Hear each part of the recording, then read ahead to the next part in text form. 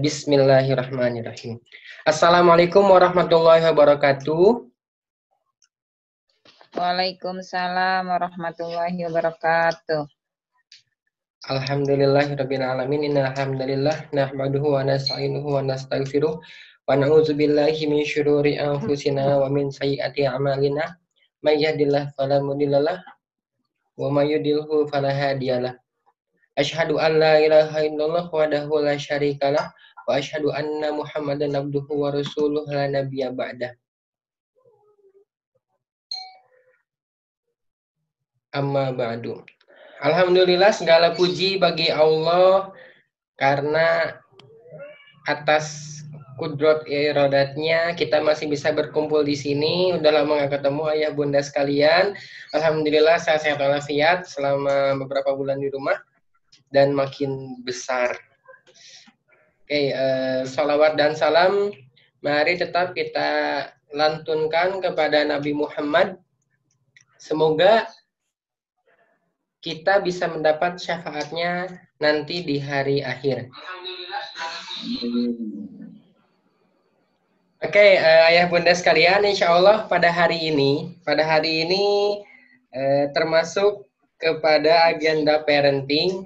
Udah berapa bulan dari Maret, April, Mei, Juni. Berarti baru sekarang nih kita mulai lagi parenting. Udah sekian bulan off. Dan ternyata kita mulai parenting dengan kondisi seperti ini akhirnya menggunakan telekonferensi melalui aplikasi Zoom. Alhamdulillah ya bunda, insya Allah parenting kita kali ini adalah parenting khusus dengan setelah Ramadan akhirnya halal bihalal. Halal bihalal keluarga besar Hayat School bersama Ustadz Adriano Rusfi. Insya Allah tema yang akan kita bahas atau kita dapatkan pada hari ini yaitu pendidikan yang mendewasakan. Insya Allah ini penting banget untuk kita semua, buat saya sendiri, buat ayah bunda sekalian, juga buat nanti putra-putrinya di rumah. Semoga nanti kita bisa mendapatkan nih ilmu-ilmu yang baru lagi. Jadi pada ayah bunda silahkan siapkan ya, pertama minuman, yang kedua makanan juga boleh. Kita buat RAM-nya virtual. Saya di sini sambil makan, ayah bunda juga sambil makan.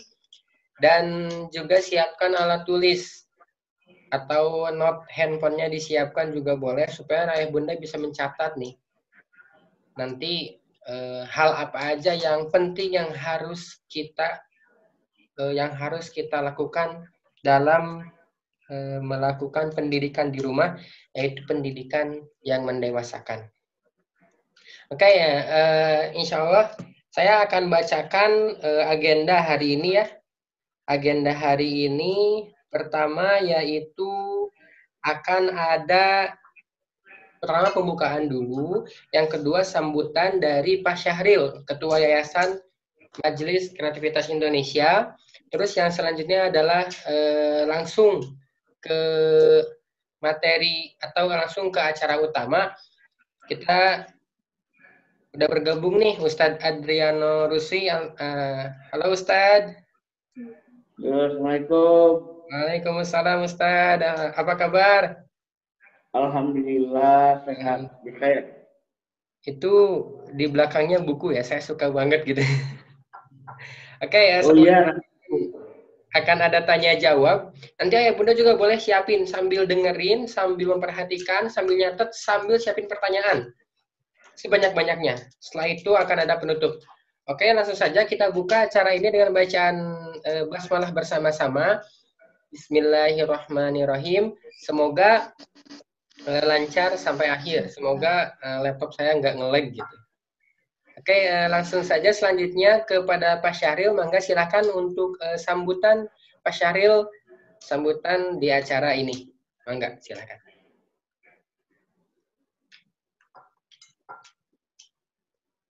Baik, bismillahirrahmanirrahim. Assalamualaikum warahmatullahi wabarakatuh. Waalaikumsalam warahmatullahi wabarakatuh.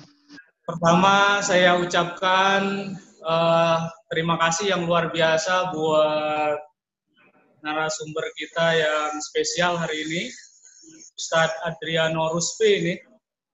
Ustadz, salam kenal Ustadz. Ini belum ketemu secara langsung. Assalamualaikum. Jadi ketemu di alam gaib kita. Iya, betul. Kemudian yang kedua, terima kasih dan hormat saya kepada Ibu Kepala Suku Hayat School, Ibu Sri Haryati. Ibu Sri, mana ini? Oh iya. Ini kita beda ini soalnya, beda tempat ini, jauh-jauh ini. Kemudian ayah bunda sekalian, yang saya hormati semuanya, alhamdulillah pada kesempatan kali ini kangen juga nih, udah lama kita nggak ketemu. Baik, pertama saya ingin memorian terlebih dahulu ini terkait dengan bulan suci Ramadan kemarin. Bulan suci Ramadan, pas apa yang kita lakukan ini pada kesempatan kali ini adalah sebuah manifestasi dari bulan suci Ramadan. Bulan suci Ramadan ini kalau kita kaitkan dengan temanya menarik soalnya, yaitu terkait dengan sekolah yang mendewasakan.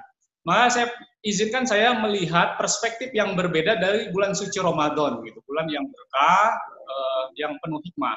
Karena kalau kita bertanya pada diri sendiri ketika datang bulan suci Ramadan, sebenarnya ini perspektifnya lain ya, mohon izin nih. Jadi, kita harus tidak makan, tidak minum, nyaris ketidaknyamanan. Karena Allah Subhanahu wa Ta'ala sebenarnya memang sedang ingin mendidik kemudian sisi lain ya daripada fisik yang sebenarnya jauh lebih menghidupkan, yaitu faktor ruhiyah gitu ya. Karena manusia yang luar biasa itu ternyata adalah mereka yang justru mampu mengadaptasi terhadap setiap ketidaknyamanan sebenarnya, yang justru itu adalah mendewasakan kita kayak gitu ya. Jadi ini yang pada akhirnya saya ingat semalam pulang dari undangan ayah bunda sekalian, itu pengajian dari Qadiriyah Naqsabandiyah. Pas pulang nyampe rumah, itu ada film Braveheart namanya. Ini cakep banget itu Braveheart.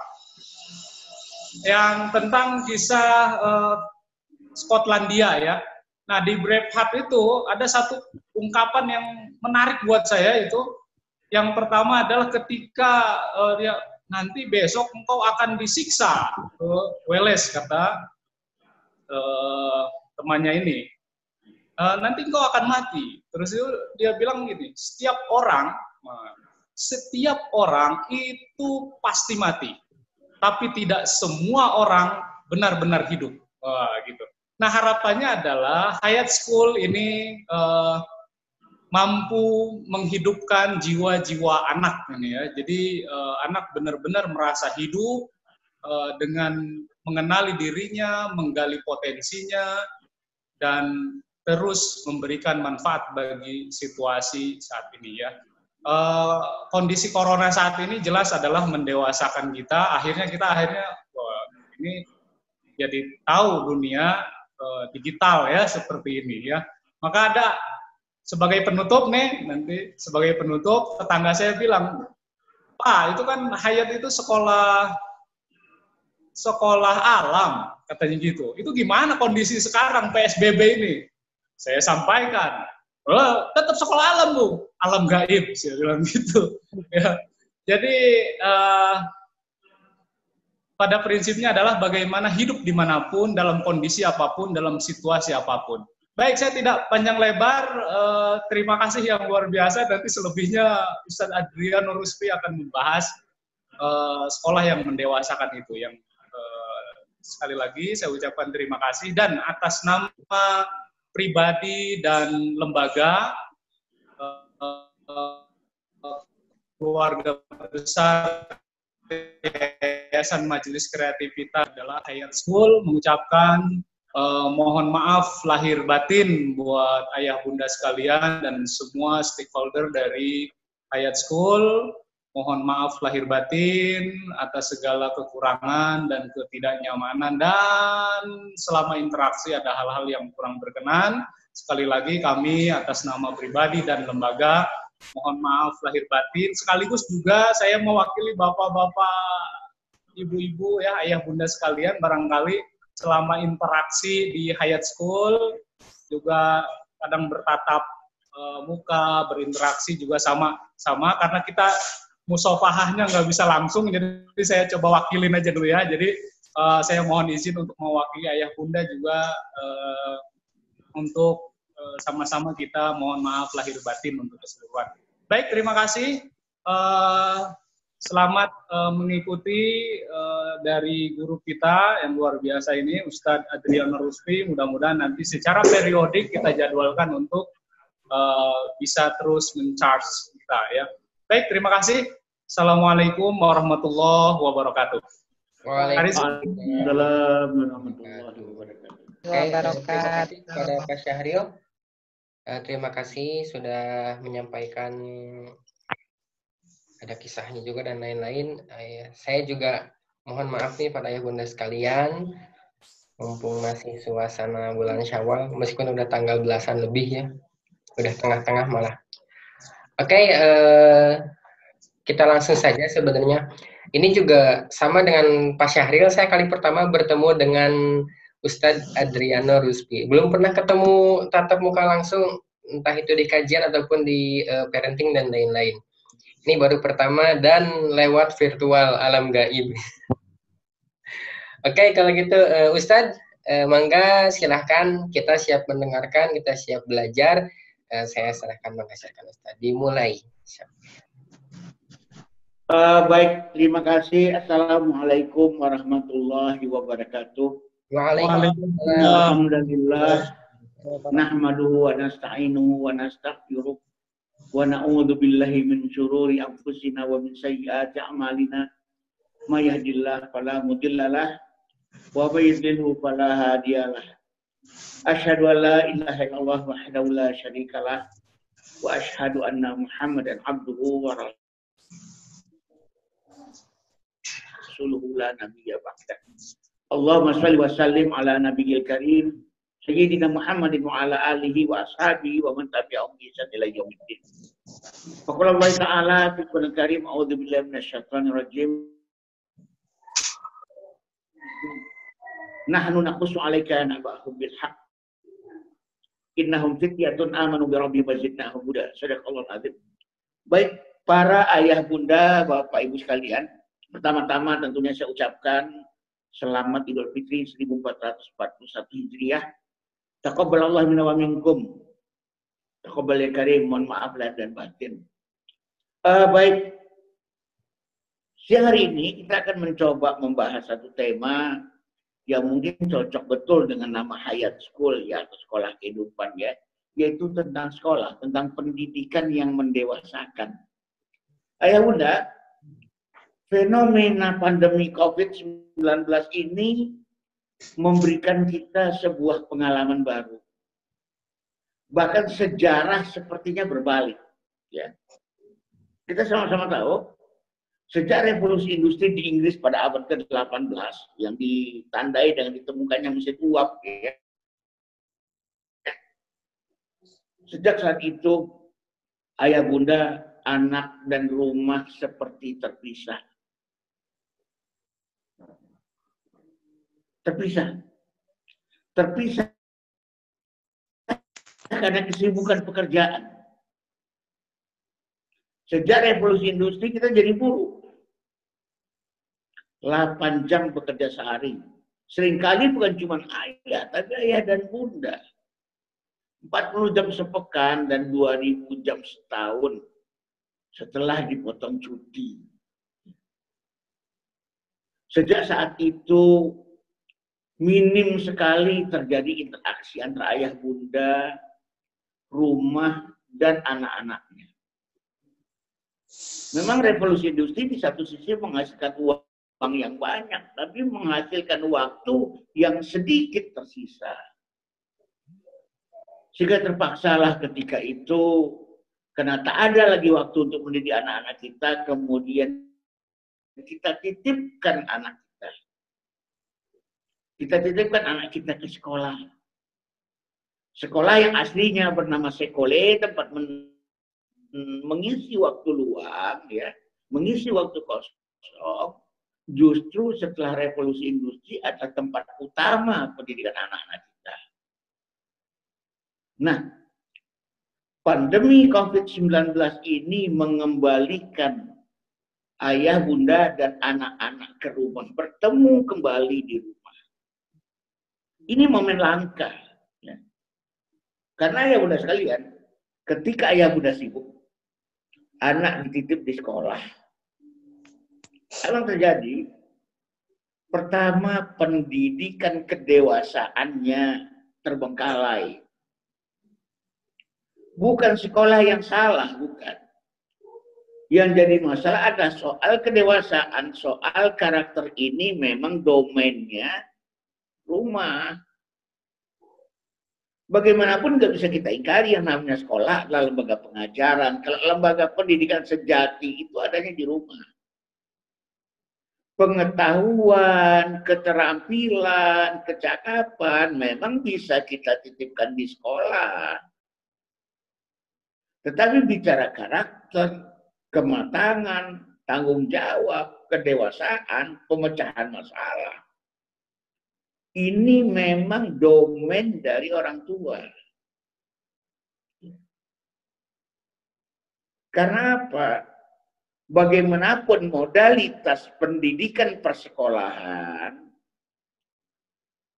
ditegakkan oleh 3 kompetensi utama. Yang pertama kompetensi didaktika, kedua kompetensi pedagogi, dan yang ketiga kompetensi micro teaching. Sementara bicara tentang karakter, kedewasaan, kematangan, modalitasnya bukan itu. Modalitasnya adalah cinta, ketulusan, keteladanan, dan parenting. Jadi memang ini 2 domain yang berbeda dengan 2 modalitas yang berbeda. Dengan modal didaktika, dengan modal micro teaching, dengan modal pedagogi. Kekuatan mereka memang terletak pada akademik dan kecakapan. Nah, sejak revolusi Prancis itu sejak revolusi industri itu apa terjadi? Yang terjadi adalah kedewasaan terbengkalai. Dulu orang-orang 15 tahun sudah dewasa. 10 tahun sudah mulai belajar cari nafkah. Peserta Kongres Pemuda kedua di Jakarta yang mengisikan Sumpah Pemuda rata-rata umurnya 14 tahun. Tetapi kemudian dengan kesibukan ini, kedewasaan itu tertunda, dan terus tertunda. Sekarang kedewasaan itu barangkali baru terjadi di umur 27 tahun. Baru 27 tahun mengalami kedewasaan. Bahkan sebuah survei di Inggris mengatakan bahwa sebentar lagi barangkali kedewasaan itu lebih mundur lagi, yaitu kapan? Umur 30. Semakin lama, semakin tertunda, semakin lama, semakin tertunda. Sehingga sejak awal abad ke-20 telah lahirlah generasi baru yang sebelumnya belum ada, namanya remaja. Apa itu remaja?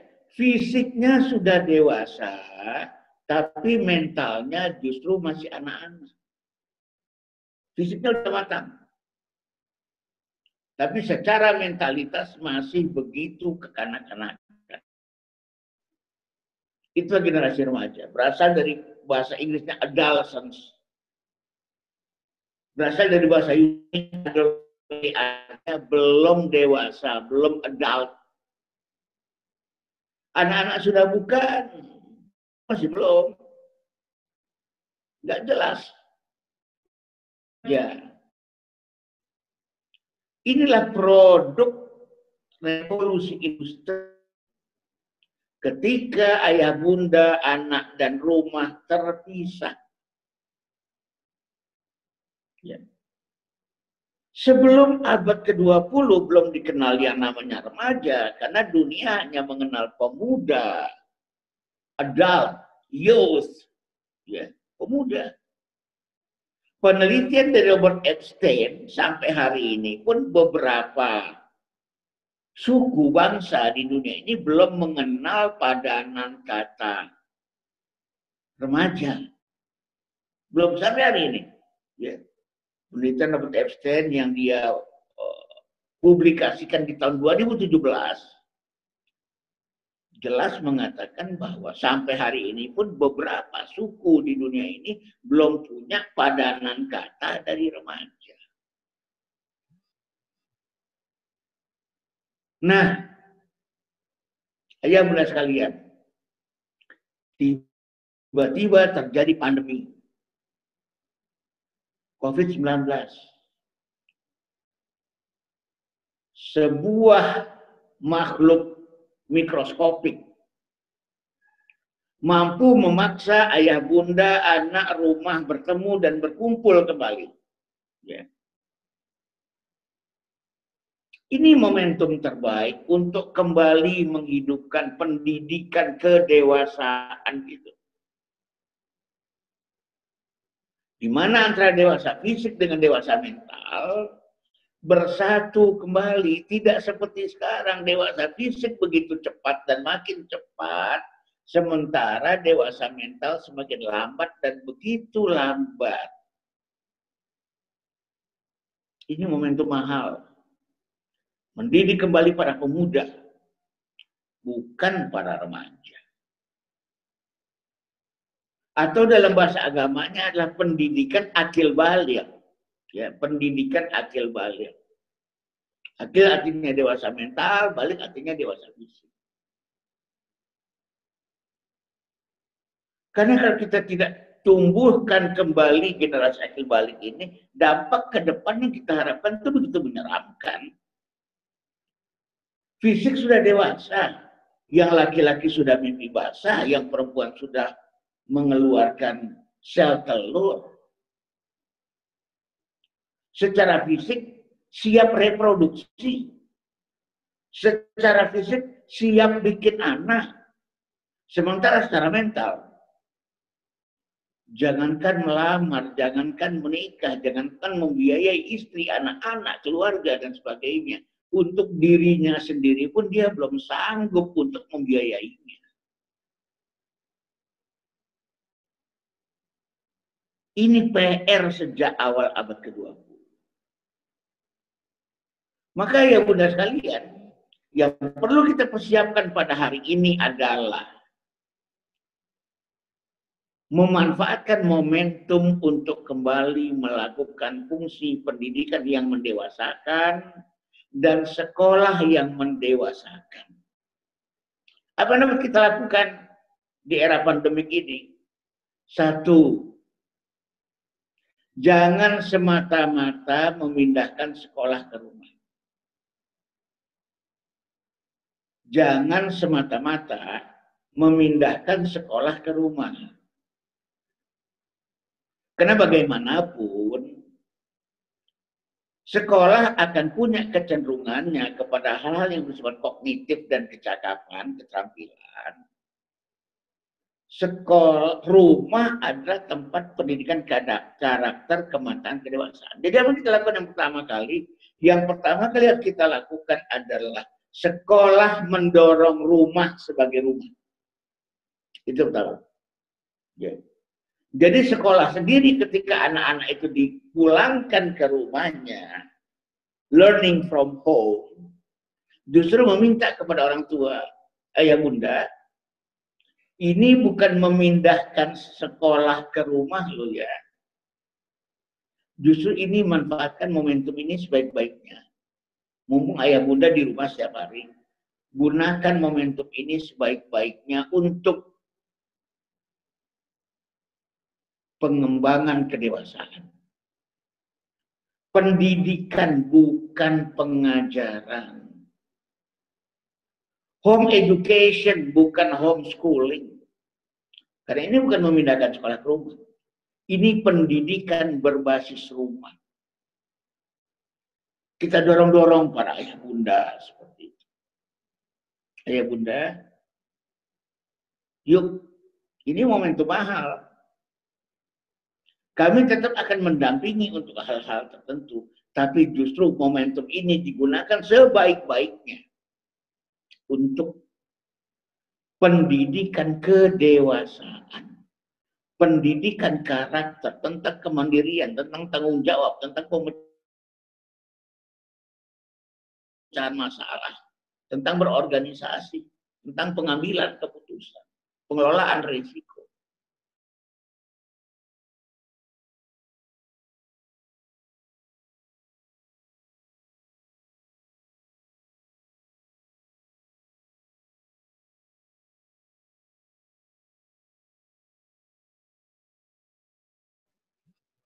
Kita dorong. Baru kemudian dipandu dan tugas yang bersifat persekolahan, mengerjakan LKS, mengerjakan PR dan sebagainya itu dilakukan. Yang kedua, mari kita ingatkan para orang tua, para ayah bunda, yang harus dilakukan adalah kalau ingin mendidik kedewasaan itu bukan menggantikan peran guru, tetapi justru mengembalikan peran ke ayah bundaan itu sendiri. Terutama ayahnya. Karena tadi sudah mengatakan, guru dengan kompetensinya sendiri yang kita hormati. Orang tua punya kompetensinya sendiri. Orang tua yang mencoba menjadi guru, malah bikin anaknya bete. Bunda galak. Galak gak kayak guru, gak sabaran. Bundanya juga frustrasi. Ini akan terjadi. Fenomena ini. Dan fenomena ini justru membuat kita yang di rumah sadarilah, menjadi guru itu tidak mudah. Maka sejak saat ini hormatilah. Jangan dilecehkan. Guru bukan orang yang kita gaji untuk mendidik anak-anak kita. Jangan pernah memposisikan diri di hadapan guru seperti berhadapan antara bos dengan anak buah. Sekarang betapa terasa kan?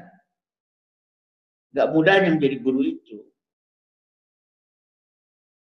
Sehingga saat ini respect harus kita bangun. Kita tak menggaji guru karena yang benar adalah guru mensubsidi orang tua. Itu kalimat yang tepat ya. Guru mensubsidi orang tua. Setiap orang dan setiap bulan. Nah, sehingga yang perlu kita perankan sekarang ini adalah memang peran menjadi orang tua, bukan peran menggantikan guru. Bukan. Mereka punya dunia sendiri dengan kompetensinya, yang akan belajar 4-5 tahun untuk menjadi seorang guru. Dua hal yang berbeda. Yang kedua, pendidikan yang mendewasakan bukan menciptakan kelas di dalam rumah. Saya khawatir sekarang para ayah bunda beli meja, beli kursi, beli whiteboard, beli spidol. Main guru-guruan. Lalu kemudian menciptakan kelas baru di dalam rumah. Kemudian pura-pura jadi guru di depan. Ternyata tidak mudah. Justru yang bisa kita lakukan untuk pendidikan kedewasaan yang berbasis dari rumah adalah jadikan rumah itu sendiri sebagai sentra pendidikan kedewasaan. Jadi bukan memindahkan kelas ke rumah ya. menjadikan rumah sebagai sentra pendidikan kedewasaan. Dan ini bisa dibantu juga oleh para guru dari jarak jauh. Beranda, teras rumah kita jadikan sentra pembelajaran sosial publik. Bagaimana mematuhi aturan sosial, bagaimana mematuhi disiplin sosial, bagaimana mematuhi norma sosial, bahwa pakaian yang kamu gunakan di dalam rumah sudah mulai harus berbeda dengan pakaian yang kamu gunakan di teras. Teras kita, walaupun itu masih bagian dari rumah kita, tapi terikat dengan peraturan-peraturan publik. Kenapa? Dia udah berorientasi dengan publik. Di situ anak kita diajarkan bagaimana menghormati norma-norma sosial. Bagaimana berperilaku secara pantas, secara patut, tentang sopan santun, tentang daya adaptasi terhadap lingkungan. Oh, banyak kedewasaan yang bisa dibangun di teras. Manfaatkan teras. Tak ada kursi, mendingan beli kursi buat di teras. Bagaimana jika ada orang lewat, barangkali kita kenal, atau Pak RT, Pak RW, kita sapa. Ya. Teras adalah tempat bertemunya dunia publik dengan dunia pribadi. Banyak kedewasaan yang bisa dibangun di sana. Kenapa tambah banyaknya mahasiswa-mahasiswa kita juga udah mahasiswa, kemampuan sosial, kemampuan menyapa publik itu gak bagus. Saya pernah suatu ketika di Masjid Salman ITB, ada mahasiswa yang saya omelin. Kenapa? Saya lagi makan nasi goreng di sebuah warung. Kebetulan di bawah piring nasi goreng saya itu, saya duduki sebuah koran. Lalu mahasiswa di depan saya ini, piring saya diangkat, korannya diambil. Tanpa sopan santun, tanpa minta izin. Saya tegur, kamu nggak punya sopan santun ya? Apa susahnya ngomong sama saya? Apa susahnya minta sama saya? Tapi nggak mudah. Ini soal kedewasaan. Ini soal kedewasaan.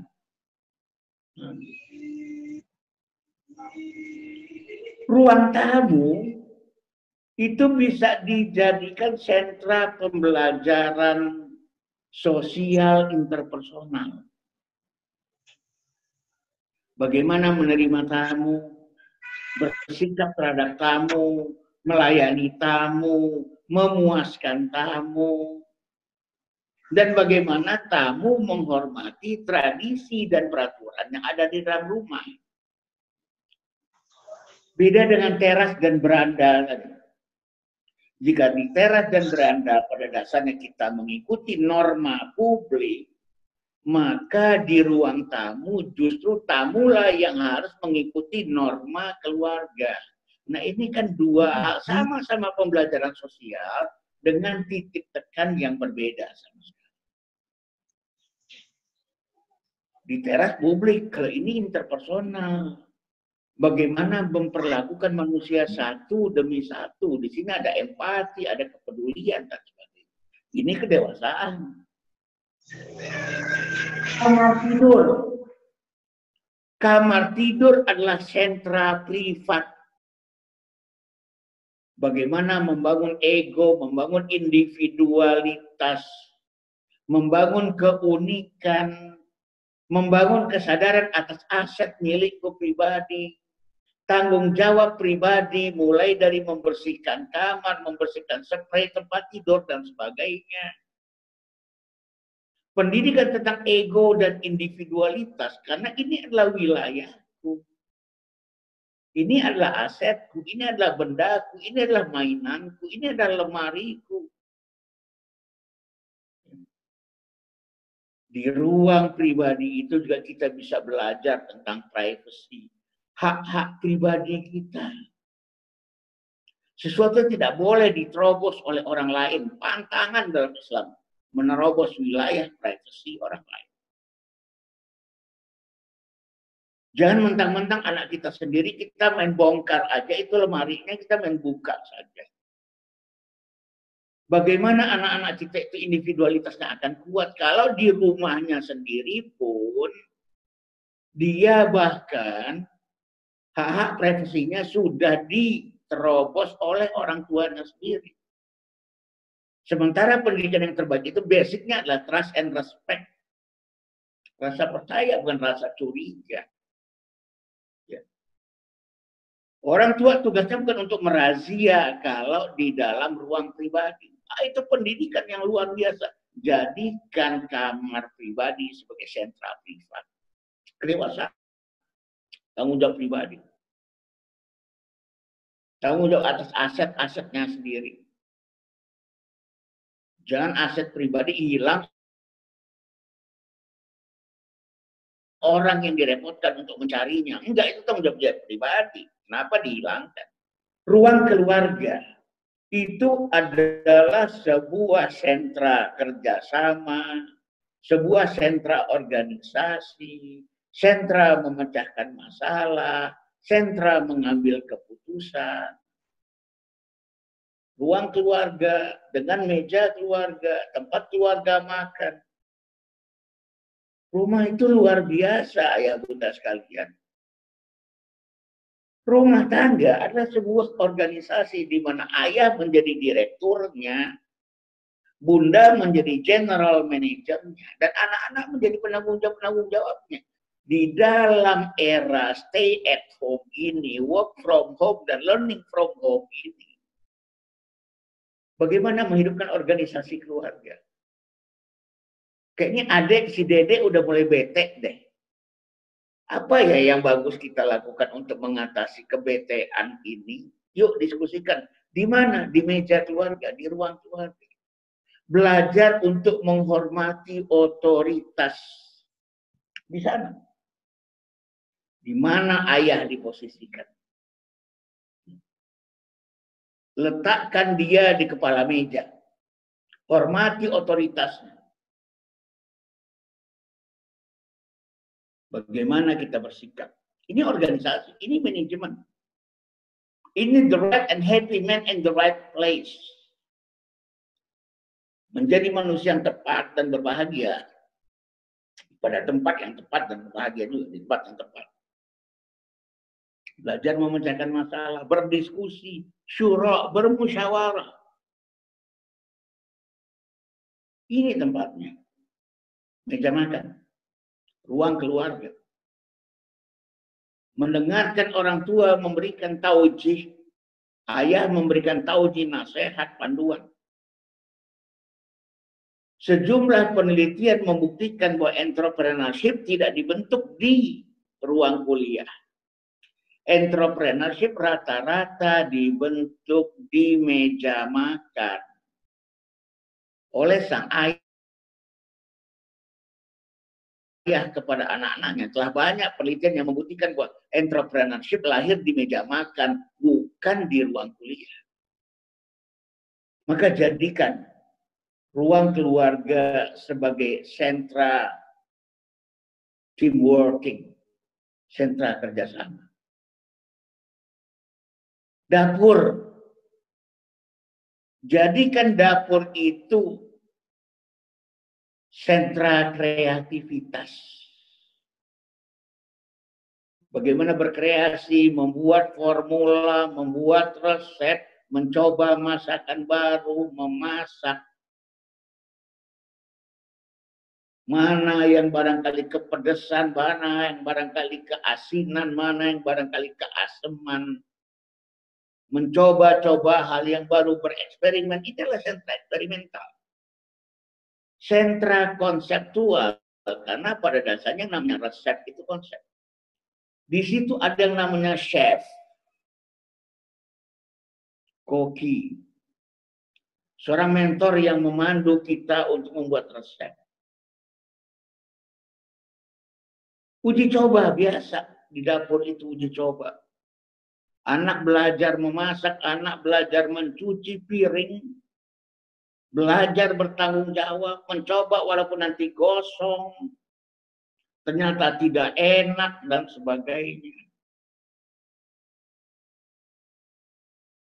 Termasuk sentra melayani.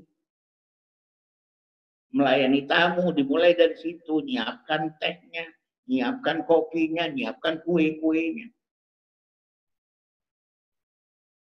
Kamar mandi itu adalah sentra limbah, sentra pembuangan, tentang sampah,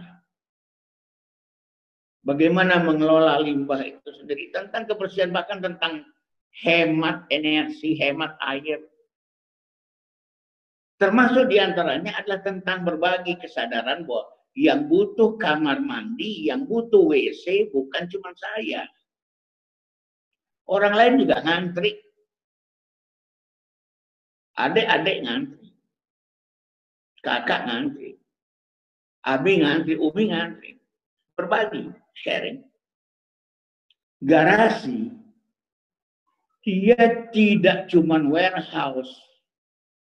Ini adalah workshop, sentra engineering, troubleshooting, mencoba menyelesaikan masalah-masalah yang bersifatnya teknis. Mencoba menyelesaikan masalah-masalah yang sifatnya mekanistis. Trial and error. Itu tempatnya di garasi. Jangan dijadikan garasi itu cuma menjadi gudang mobil. Menjadi warehouse. Kemudian halaman belakang. Halaman belakang adalah sentra keakraban. Belajar tentang keakraban. Informalitas, bermain, bercanda, mengakrabkan diri. Karena apa? Di ruang tertutup, manusia punya kecenderungan untuk tampil formal dan jaim. Di ruang tertutup. Tapi di ruang terbuka, manusia cenderung tampil lebih informal, lebih apa adanya, lebih spontan, lebih rileks, bercanda. Sore-sore barangkali duduk di taman belakang, membacakan puisi, membacakan deklamasi, menghidupkan tradisi sastra dalam rumah. Karena sastra ada kaitan dengan adab, dengan akhlak, dengan budi bahasa. Ayah bunda sekalian, mulai dari beranda, teras, sampai ke taman belakang, halaman belakang, semuanya adalah pembelajaran kedewasaan. Jangan malah setelah pandemi itu, satu hal yang saya sangat jengkel, saya bilang jengkel ya, jangan jadikan rumah tempat rebahan. Ini siapa nih memulai gagasan ya? Rebahan di rumah? Enggak. Work from home, kerja dari rumah. Musibah itu diselesaikan lewat aktivitas. Alladzi khalaqal mauta wal hayata liyabluwakum ayyukum ahsanu amala. Dialah yang telah menciptakan mati dan hidup untuk menguji kalian siapa yang terbaik amalnya. Jangan setelah anak itu kembali di rumah, tinggal di rumah, belajar di rumah, kok bangun paginya jam 9. Padahal ketika dia bersekolah, dia bangun paginya itu jam 6. Karena dia 6:30 harus berangkat ke sekolah.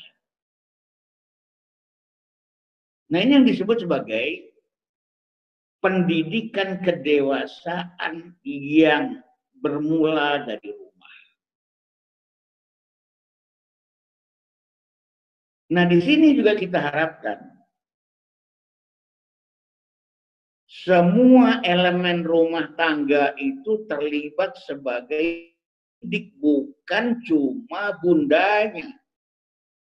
Justru yang akan sangat saya dorong-dorong saat ini adalah ayahnya. Karena sekali lagi, balik yang terlalu cepat barangkali karena bundanya lebay. Anak-anak itu overnutrisi. Jadi kedewasaan fisiknya terlalu cepat. Tapi akil yang terlambat. Ini karena ayahnya abai. Tak terlibat dalam pendidikan anak. Ini kan momentum luar biasa. Sekarang kumpul ayah, bunda, anak dalam bingkai rumah. Kita didik. Karena begini, dalam pendidikan kedewasaan itu, ayah berperan untuk menetapkan visi, misi, filosofi, orientasi, strategi. Tentang haluan, tentang mimpi sebuah keluarga, tentang kompas, mau dibawa kemana pendidikan ini. Harus ada kurikulum. Kompas itu, haluan itu dibuat oleh sang ayah. Karena eksekutornya, bunda adalah pelaksananya, implementasinya di lapangan bunda. Tapi tolong dong, bunda itu dipandu, dibimbing, dikasih haluan, dikasih kompas. Mau dibawa kemana? Apa visinya, apa misinya, apa mimpinya? Ayah tidak diharapkan terlibat rutin sehari-hari kok, enggak. Karena dia punya kesibukan cari nafkah di luar. Tapi saya tidak haluan, dia memberikan panduan dan pandangan. Akan membingungkan akan dibawa kemana keluarga kita. Kalau dalam sebuah rumah itu tidak ada yang namanya haluan keluarga itu. Jangan seperti negeri kita sekarang gitu. Jangan seperti negeri kita sekarang. Nggak punya garis besar haluan negara. Indonesia mau dibawa kemana sekarang terserah Jokowi, kemarin terserah SBY, sebelumnya terserah Megawati, sebelumnya terserah Gus Dur, sebelumnya terserah B.J. Habibie. Karena tidak ada garis besar haluan negara itu. Ayah yang pertama adalah perannya adalah merumuskan visi, misi, orientasi, filosofi, strategi pendidikan. The family dream, mimpi-mimpi keluarga. Nah, bunda menjadi pelaksana. Kedua, ayah menjadi penanggung jawab. Perumus kurikulumnya. Bunda menjadi gurunya. Jadi ayah kepala sekolah, bunda guru. Ya. Itu peran itu dimainkan. Ayah kepala sekolah, bunda guru. Karena kalau tidak, bunda sudah begitu letih mensuplai ibaratnya bahan-bahan bangunan pada anak. Batu kali udah dikasih, batu bata udah dikasih, genteng udah dikasih, besi sudah disuplai, semen sudah disuplai, pasir sudah disuplai. Sayang arsiteknya nggak ada. Akibatnya anak kita cuma menjadi toko bahan bangunan. Toko bahan bangunan. Nggak jadi rumah. Karena nggak ada arsitek. Seandainya ada ayah sebagai penanggung jawab dan kepala sekolah, maka ayah akan berkata, nah, batu-batu kalian dikasih bunda itu, letakkan di bawah karena posisinya adalah fondasi, diikat dengan semen. Nah, batu bata itu disusun ke atas, diikat dengan semen. Karena dia akan menjadi tembok dan tiang. Nah, tolong ya, genteng itu disusun dari atas ke samping bawah. Karena dia akan menjadi atap. Nah, tolong besi itu disusun berkeliling rumah ya, karena dia akan menjadi pagar. Dan seterusnya. Ini keberadaan ayah yang kedua. Membangun kedewasaan adalah mengkonstruksi kepribadian. Mana kepala sekolahnya? Bunda itu ibarat supplier bahan makanan, ya. Supplier bahan makanan sudah disuplai oleh bunda telur, gula, mentega, tepung. Sayang kokinya nggak ada. Akibatnya cuma kumpulan bahan makanan. Tapi kalau ada ayah yang menjadi chef, menjadi koki, dia akan berkata, tolong menteganya dikocok. Satu persatu kuning telur dimasukkan. Sesudah itu tambahkan gula. Terakhir masukkan tepung, lalu diaduk. Karena ada chef, ada resep masakan. Sehingga jadilah kue, jadilah brownies kukus barangkali, bika ampon barangkali, ya bolu gulung barangkali. Karena ada ayah, karena ada chef. Sehingga kematangan kedewasaan itu terbentuk. Sama juga, Bunda udah mensuplai do, re, mi, fa, sol, la, si, do. Sekarang diajarin do. Besok diajarin re, mi, fa, sol. Tapi 7-8 nada itu tanpa ada seorang arranger, tanpa ada seorang penggubah lagu, dia hanya akan menjadi 7 nada. Tapi kalau ada pengubah lagu, itu akan jadi jutaan lagu, itu hanya dengan 8 nada, ditambah dengan nada-nada setengah. Ya. 7 nada, jadilah berbagai macam-macam lagu. Kenapa? Supplier nadanya ada, arrangernya ada, pengubahnya ada. Bunda sudah mengajarkan A, B, C, D, E, F, G, H, I, J, K, L, M, N sampai Z. Saya nggak ada pujangga. Tidak ada yang bisa merubah huruf menjadi kata, kata menjadi kalimat, kalimat menjadi alinea, alinea menjadi tulisan, tulisan menjadi buku. Akhirnya cuma 26 huruf yang tidak berkembang menjadi apapun. Di situ perannya ayah. Kenapa kedewasaan itu membutuhkan sosok ayah? Karena ayah adalah sang konstruktor. Ayah adalah sang mentor. Bunda ini tutornya. Bunda tutornya. Banyak hal lain peran ayah yang dibutuhkan bagi sebuah proses kedewasaan. Bunda pelaksana, ayah konsultannya Bunda. Kenapa? Sebagai pelaksana dia suntuk. Ada masalah yang dihadapi sehari-hari. Kadang-kadang nggak terselesaikan. 24 jam sehari kayaknya nggak kelar-kelar begitu ya. Disitulah dia butuh konsultan. Berkonsultasi, minta pandangan, ya, minta panduan, minta bimbingan kepada sang konsultan, yaitu pada suami.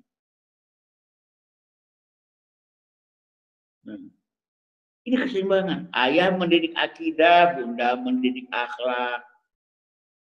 Ayah mendidik maskulinitas, Bunda mendidik femininitas.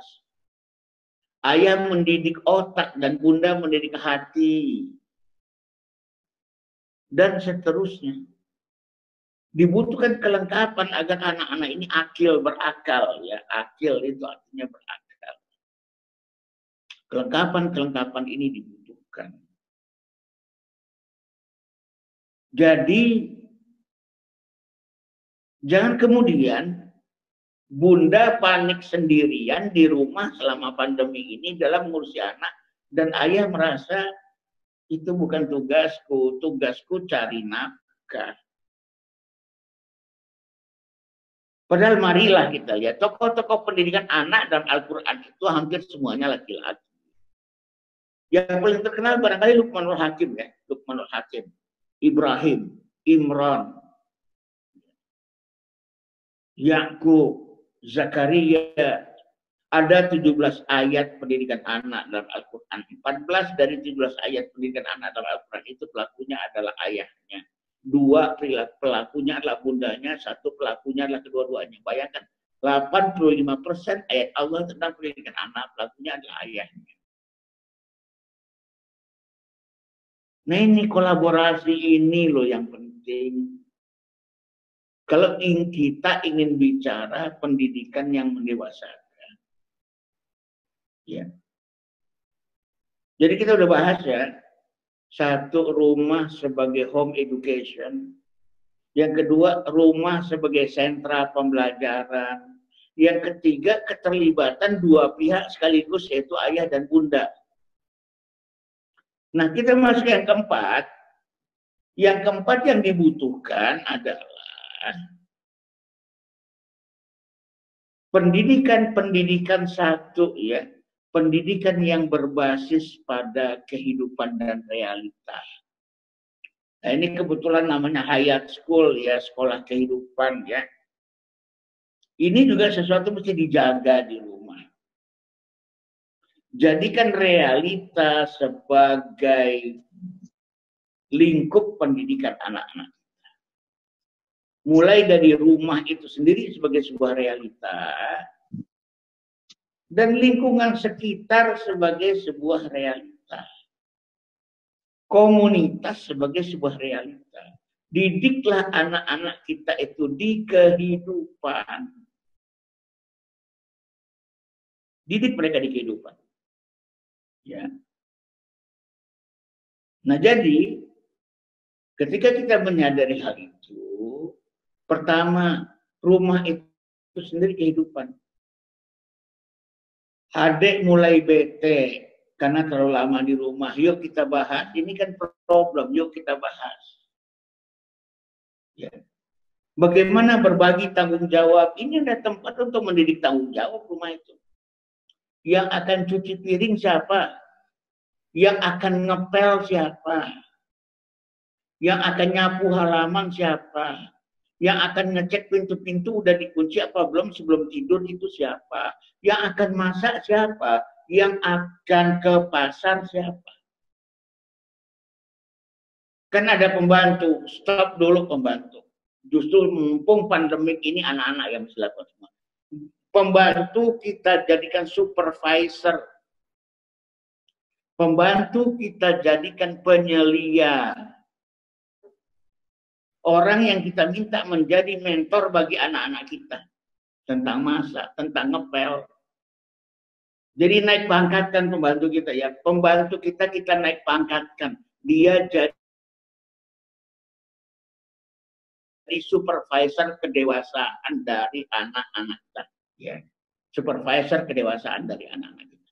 Mereka belajar dari pembantu. Bagaimana caranya ngepel yang baik. Dari asisten rumah tangga ya. Bagaimana caranya menyalakan kompor barangkali. Bagaimana caranya untuk mencuci piring, menyapu. Ya. Mumpung dalam situasi sekarang ini istirahatkan dulu peran asisten rumah tangga, naikkan posisinya sebagai supervisor bagi anak-anak. Dan belajar mematuhi. Walaupun statusnya adalah asisten rumah tangga, belajar untuk mematuhi dan menghormati mereka. Jadikan rumah sebagai kehidupan itu sendiri. Banyak hal yang bisa dilakukan. Mungkin bocor, genteng, bergeser. Minta anak-anak kita melakukannya. Tentunya dengan kehati-hatian. Kehidupan yang kedua yang dimaksudkan adalah lingkungan rumah kita. Jangan sampai istilah stay at home, work from home, learn from home, membuat benar-benar rumah kita itu benar-benar dikurung di dalam sebuah kotak, di dalam sebuah pagar. Cobalah memanfaatkan lingkungan secara bertanggung jawab, secara berhati-hati, tetap memanfaatkan protokol-protokol kesehatan, tidak menghadapi kehidupan ini dengan penuh kengerian, ya. Setidak-tidaknya pertama kita lakukan adalah keluar rumah walaupun masih dalam pagar. Ya. Keluar rumah masih dalam pagar, ya. Setidak-tidaknya kita menghirup udara segar. Terkena sinar matahari. Karena vitamin D itu meningkatkan daya tahan tubuh, meningkatkan imunitas. Yang menarik adalah 90% mereka yang meninggal dalam COVID-19 ini di Indonesia, itu rata-rata mengalami defisit vitamin D. Ini kan lucu. Ini negeri yang kaya dengan sinar matahari, kok bisa-bisanya defisit vitamin D. Kenapa? Di rumah dalam pengertian yang absolut, di dalam tembok, keluarlah. Kalau masih di dalam pagar rumah, Pagi-pagi sesudah subuh keluar rumah masih dalam pagar, buka masker. Hirup udara segar itu karena sejak pandemi ini udara relatif segar, mobil nggak banyak jalan, industri nggak banyak berfungsi, bumi seperti mengalami detoksifikasi. Oksigen lagi banyak-banyaknya. Dan itu obat bagi COVID-19. Karena apa? COVID-19 itu menyerang saluran pernapasan dan paru-paru manusia. Obatnya apa? Udara segar. Yang penting jaga kebersihan, jaga kesehatan, tingkatkan imunitas, pakai masker, jaga jarak, cuci tangan, baca doa, gitu ya. Berinfak dan bertawakal kepada Allah. Sesekali keluar pagar. Karena memang kedewasaan itu akan dilahirkan di tengah-tengah kehidupan. Jangan malah ketakutan sama kehidupan lari. Ketika pemerintah mengumumkan sebentar lagi sekolah akan dimulai, orang tua malah panik, bunda malah panik. Bunda malah panik. Nah ini. Padahal kehidupan itu sendiri akan mendewasakannya. Ya, maaf ayah bunda sekalian, saya sebentar minta break dulu sekitar 3 menit ya. Tolong untuk host atau moderator, saya minta break dulu sebentar. Siap, Mangga. Saya akan balik kembali. Siap, Mangga. Oke, ayah bunda, ini udah tengah-tengah nih, kayaknya sih nggak akan lama lagi. Jadi ayah bunda silakan siapkan pertanyaan. Pertanyaannya mungkin nanti di akhir akan dibatasi saja maksimal 3 pertanyaan. Jadi silahkan siapkan atau enggak boleh langsung chat ke saya atau chat di Zoom juga boleh, nanti biar bisa dibacakan di sini.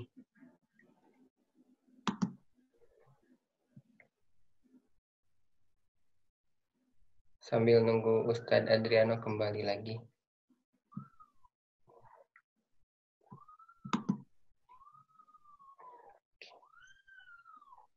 Jangan lupa ya bunda juga siapkan ini apa, makanan minumannya, dan yang butuh ke toilet juga segera.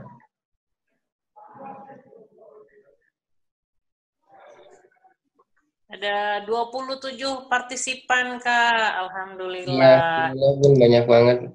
Iya, alhamdulillah. Direkam jadi nanti bisa di-share, materinya keren banget nih. Pas banget momentumnya sama kondisi sekarang ya. Ya, insya Allah ini direkam. Oke, sip. Ada filosofi rumah. Kebayang ya sama beliau. Ada teras, ruang tamu, ruang keluarga. Keren banget loh, ruang makan. Filosofinya ternyata dalam gitu ya. Keren banget. Keren. Saya sambil ngomong bayi nih.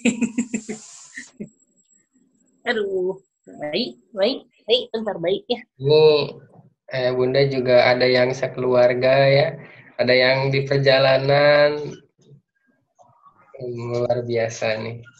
Oh, ini berikutnya bisa jadi peluang karena sebetulnya beberapa pemateri seperti termasuk Ustadz Adriano itu dari dulu pengen saya undang. Tapi memang kalau Sabtu Ahad dulu sebelum pandemi itu padat ya. Paling ada beliau Kamis Jumat dan itu pasti bentrok sama jam kerjanya orang tua. Nah, ini salah satu berkahnya adalah kita jadi bisa belajar sama guru-guru kehidupan nih langsung walaupun via Zoom, tapi jadi sempat gitu. Dulu kan nggak kepikiran ya ada Zoom, ada Google Meet, ternyata sekarang jadi dimudahkan. Insya Allah next-nya kita list nih beberapa pemateri yang sudah saya incar sebetulnya seperti Ustadz Hari yang nanti akan bergabung juga, lagi coba kontak beliau. terus beberapa di pengembangan minat bakat. Nanti bisa dijadikan materi untuk orang tua mengobservasi anak-anak di rumah. Begitu. Kalau ayah bunda punya usulan juga boleh nanti coba kita sambungkan ya kak ya. Iya, iya. Mumpung sepertinya kalau kondisi begini lebih mudah untuk para pemateri juga langsung tersambung karena efektivitas dan efisiensinya. Jadi kalau ada saran-saran mangga. Ustaz sudah bergabung lagi dengan kita kak. Ya silakan mangga Ustaz dilanjutkan lagi. Ya, baik saya lanjutkan lagi ya. Nah, ayo sekalian, terakhir kita membahas tentang bahwa kedewasaan itu terbangun di dalam realitas kehidupan. Sesuai dengan namanya Hayat School ya. Anak-anak kita selain dididik di dalam realitas rumahnya sendiri, dalam sentra rumahnya sendiri, mari kemudian setelah itu dia dididik di lingkungan kehidupan terdekat. Jangan terlalu parno. Walaupun saya memang mengatakan 4 tahun yang lalu sudah mengatakan pendidikan kita sejak dari TK sampai perguruan tinggi telah melahirkan manusia-manusia yang parno. Manusia-manusia yang suuzon dalam kehidupan. Sementara kedewasaan itu dibentuk di kehidupan. Dibentuk di kehidupan. Di kerasnya hidup. Menjadikan kehidupan itu sebagai kawan candra di muka pendidikan anak-anak kita. Justru pandemi ini kita jadikan candra di muka mereka. Apakah kemudian menggigil, ketakutan, serem, ngeri? Atau yuk kita hadapi. Moving toward, jangan moving away. Terhadap musibah, terhadap bencana, terhadap malapetaka, terhadap ujian, cobaan, atau wabah. Jangan pernah dididik anak-anak kita untuk moving away. Didik mereka untuk moving toward. Hadapi. Dengan optimisme, bersangka baiklah pada beroptimislah pada diri kita, pada anak kita, pada kehidupannya, pada sekolahnya. Pada Allah. Pada Allah. Karena semua itu tergantung dari sangka kita. Kita baik sangka terbukti, kita buruk sangka terbukti. Sekali lagi ya, kita baik sangka terbukti. Kita buruk sangka akan terbukti kok. Yang penting kan itu. Ya. Jadikan kehidupan ini, jadikan kerasnya hidup. Justru jadikan bencana, musibah, dan wabah ini sebagai pendidikan kehidupan bagi anak-anaknya. Bagaimana dengan kondisi seperti ini, life must go on. Hidup harus tetap berlangsung terus. Tidak boleh berhenti. Gimana caranya? Nah ini. Ya. Melatih anak-anak kita untuk melakukan hal tersebut. Kemudian, ya, salah satu kata kunci lain dalam mendidik kedewasaan selain dididik di kehidupan, termasuk kehidupan yang penuh dengan musibah, bencana, wabah, dan sebagainya, kemudian dididik dengan tega.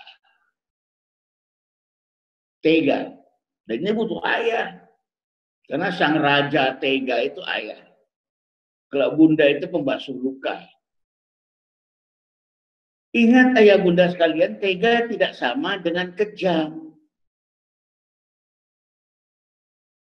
Tega itu justru basicnya adalah kasih sayang. Tega adalah konsistensi. Konsistensi untuk menegakkan prinsip.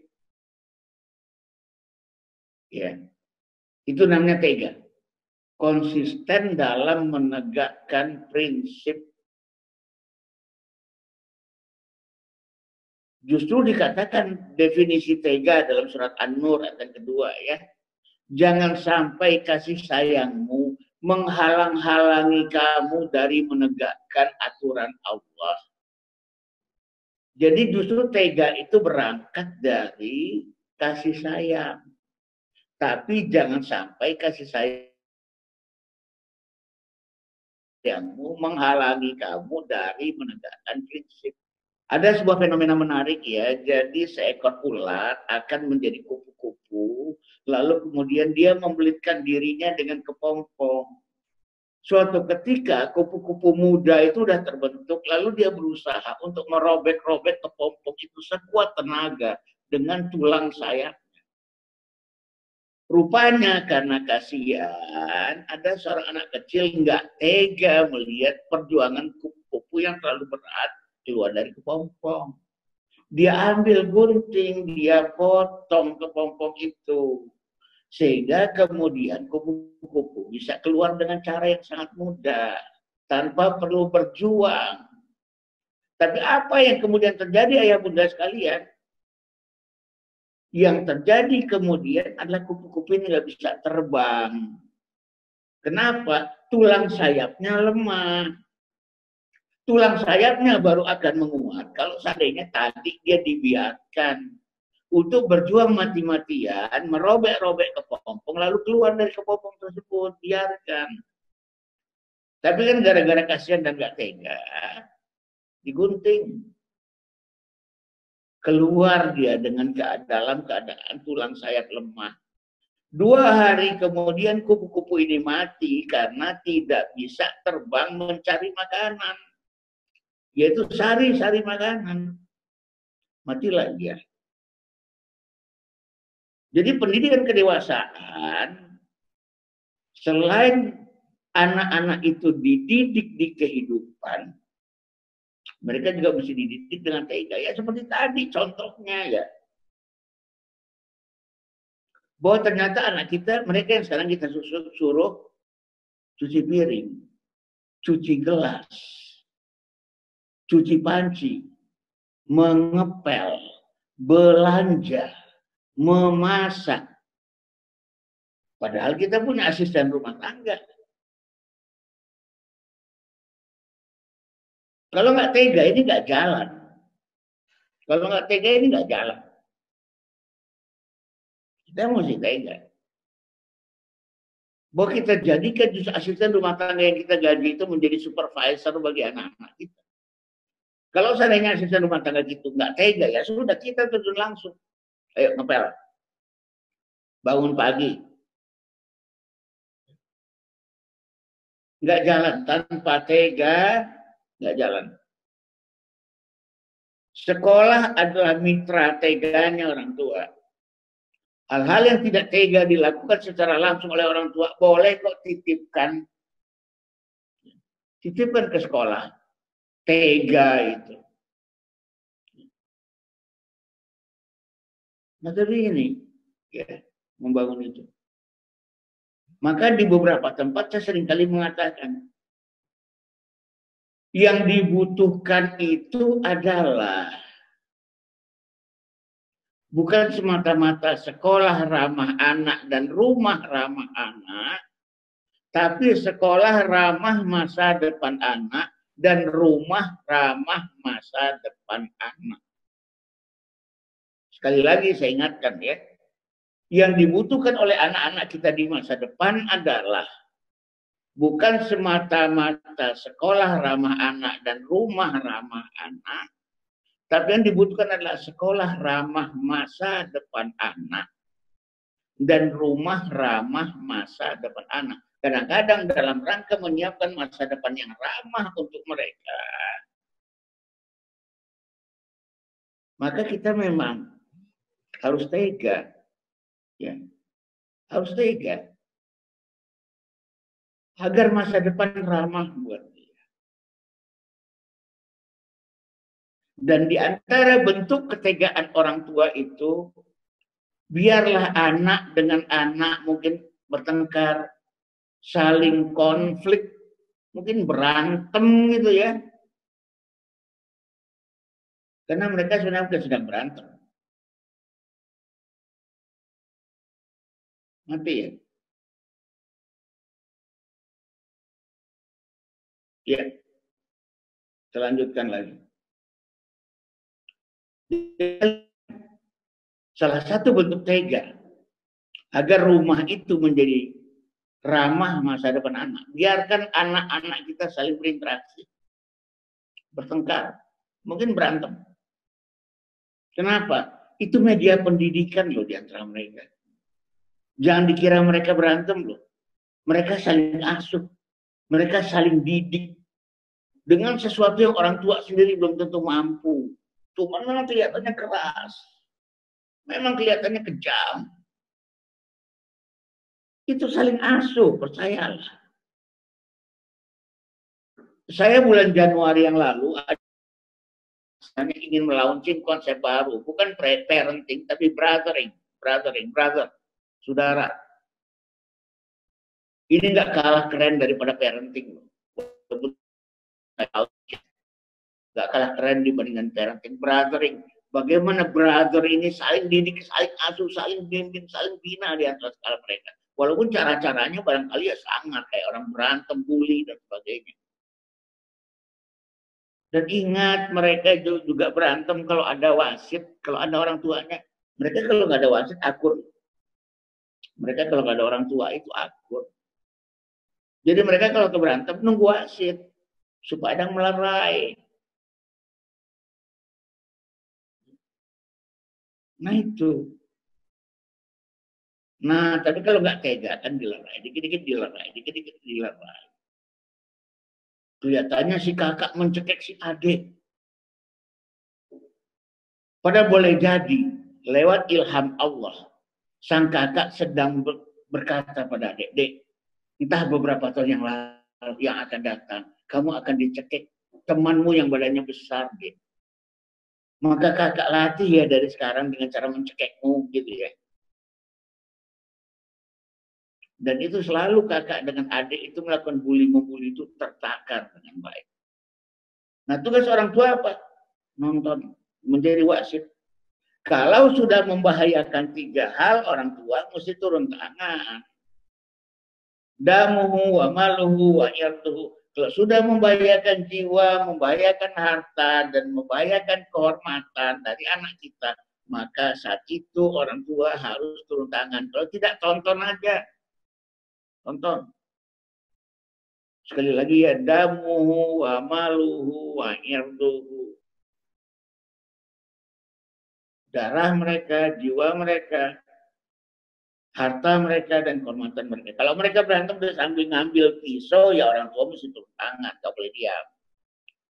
Kalau pertengkaran mereka sampai si kakak ngambil barangnya si adik, mau dibanting mainan si adik, itu mesti turun tangan. Atau sudah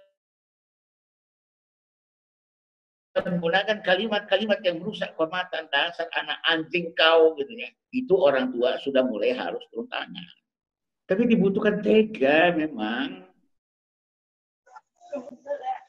Nah, kita juga berharap ayah bunda sekalian, pendidikan di dalam rumah itu, pendidikan yang mendewasakan itu juga pendidikan yang mendidik tanggung jawab. Dia mendidik tanggung jawab.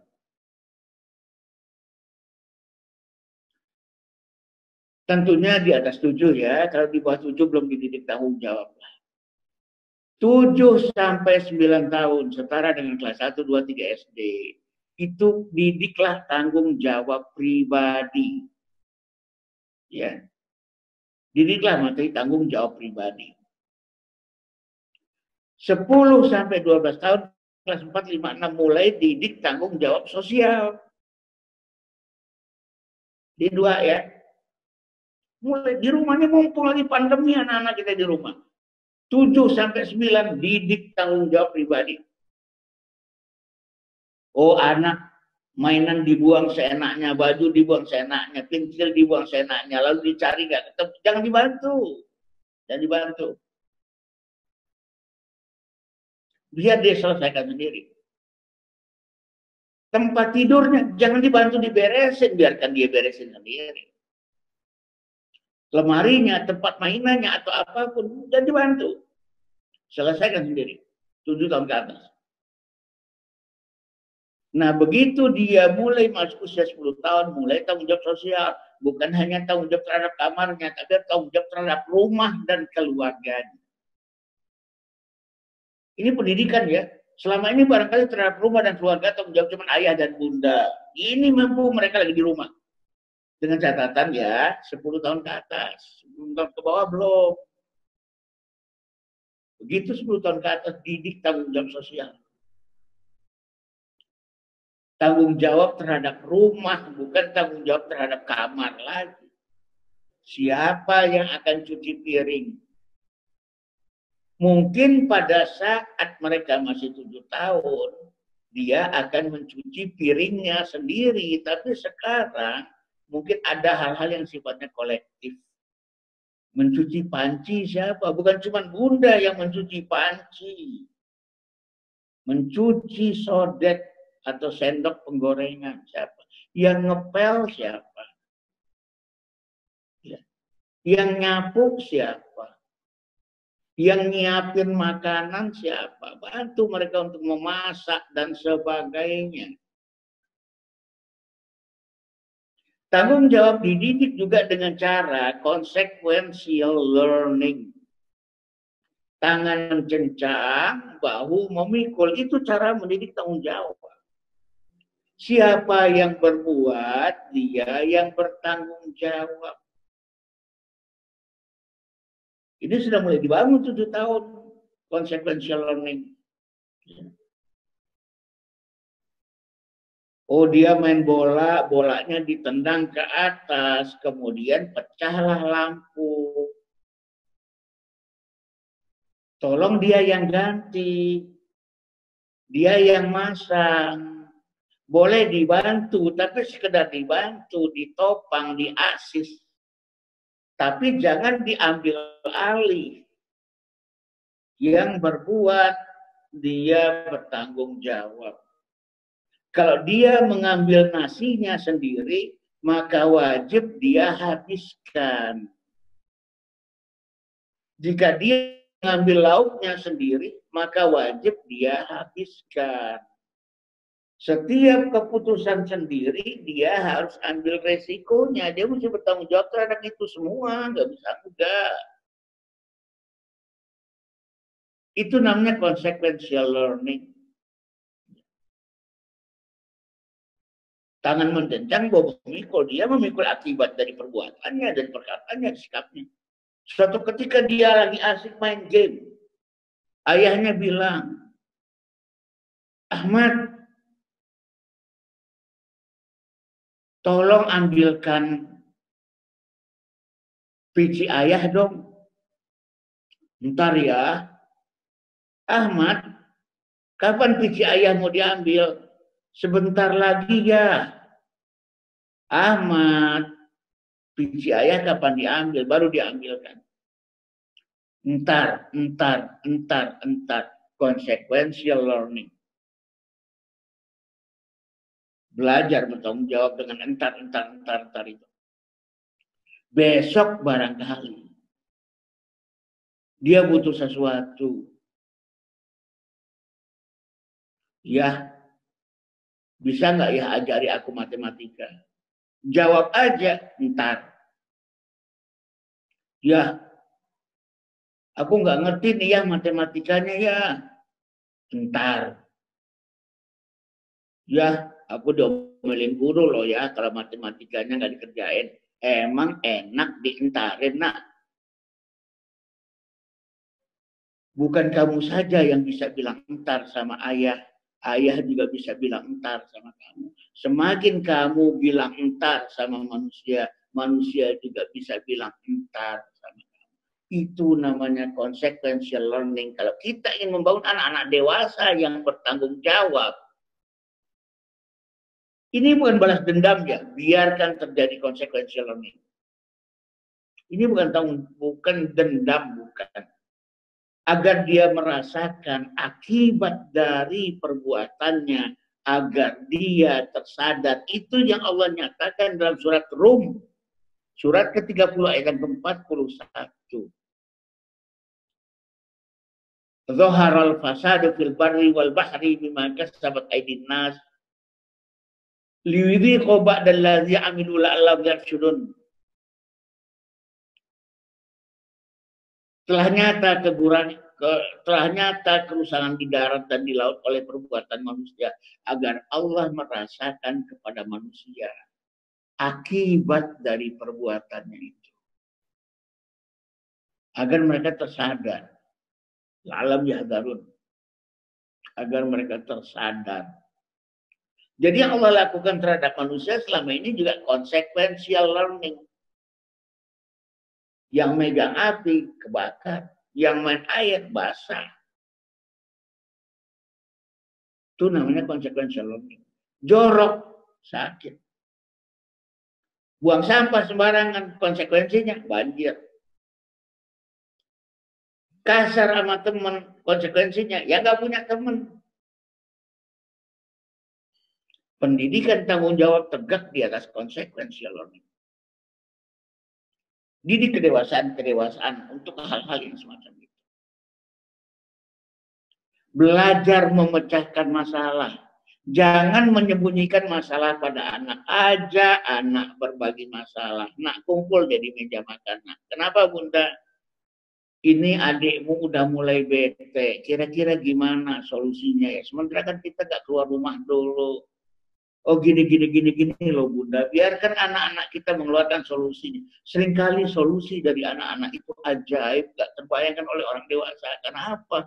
Mereka masih punya fantasi dan imajinasi anak-anak yang liar. Sehingga kreasi-kreasinya juga gak terbayangkan oleh orang dewasa. Kaget-kaget kita, ternyata efektif ya. Jangan menyembunyikan masalah dari anak. Jangan pernah berkata biarkan kami saja yang memikul masalah. Kalian nggak perlu memikul masalah, yang penting kalian belajar dengan rajin bla bla bla. Oh tidak. Perkenalkan mereka dengan masalah. Karena masalah itu nggak mampu menghambat baligh yang terlalu cepat. Baligh yang terlalu cepat ini dihambat dengan masalah. Biarkan. Kadang-kadang sedih melihat orang tua yang berkata, aku dulu hidup susah.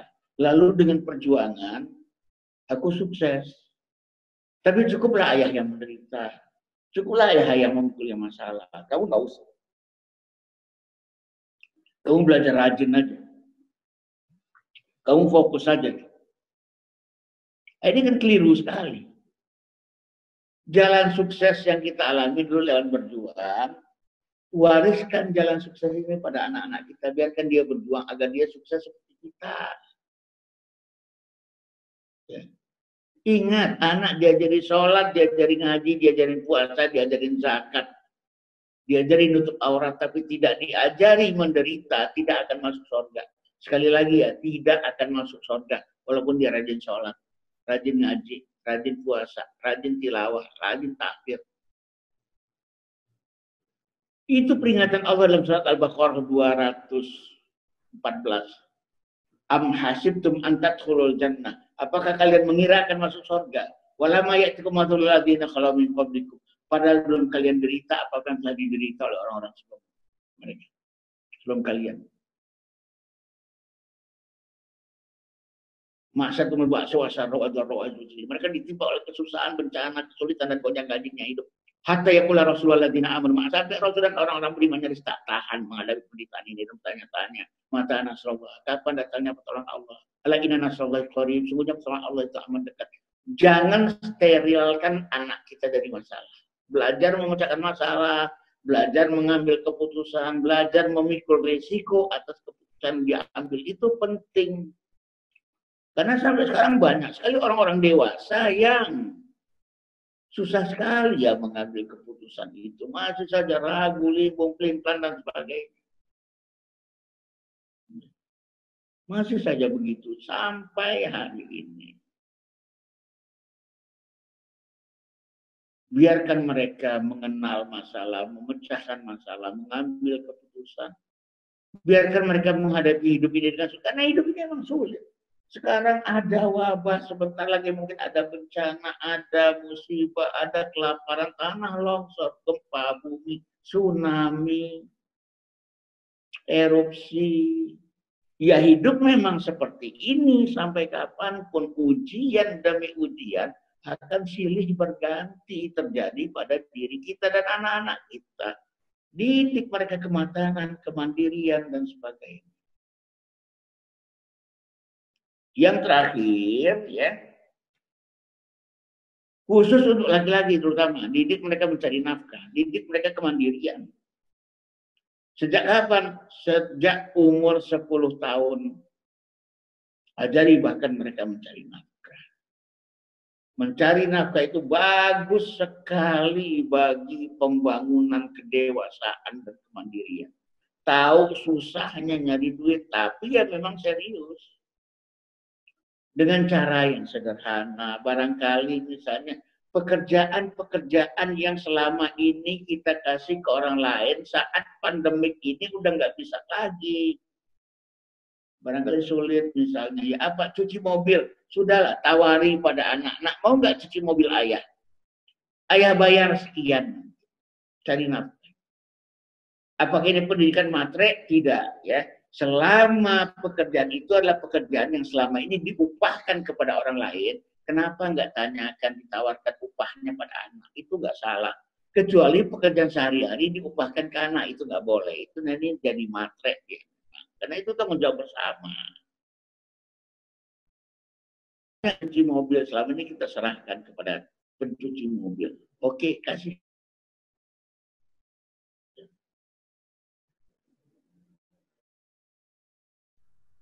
Yang pada tukang untuk mengatasinya. Kalau anak bisa tangani, kenapa tidak? Kasih pekerjaan itu pada anak. Mungkin belepotan, mungkin berantakan, dan sebagainya, nggak apa-apa. Selama pekerjaan itu, pekerjaan yang selama ini kita upahkan pada orang lain, dan kita didik anak kita untuk itu. Kemudian yang ketiga adalah dalam rangka mendidik mereka mencari nafkah.